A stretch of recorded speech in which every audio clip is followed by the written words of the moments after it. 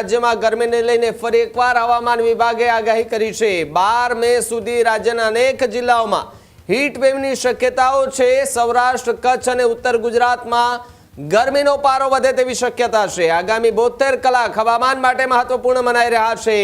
Heat વેવને લઈને હવામાન વિભાગનું એલર્ટ પણ જાહેર કરાયું છે। ઉત્તર ભારતથી દક્ષિણ સુધી હવામાનમાં મોટો પલટો આવવાની સંભાવનાઓ પણ જે છે તે વ્યક્ત કરવામાં આવી રહી છે। તો બીજી તરફ પશ્ચિમી વિક્ષેપથી દેશના અનેક રાજ્યોમાં વરસાદની આગાહી કરાઈ છે। ગુજરાતમાં તબક્કાવાર ઉનાળાનો પ્રકોપ વધવાની વાત છે। સ્કાયમેટ અને આઈએમડીએ મહત્વપૂર્ણ સૂચના આપી છે।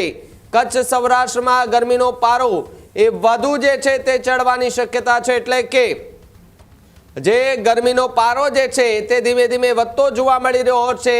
છેલ્લા 3 દિવસથી રાજકોટ, અમદાવાદ, વડોદરા, સુરત જેવા મહાનગરોમાં 40 ડિગ્રી કરતાં પણ વધારે તાપમાન જે છે તે જોવા મળી રહ્યું છે। આના જ કારણે હીટ વેવની શક્યતાઓ જે છે તે પૂરેપૂરી જોવા મળી રહી છે।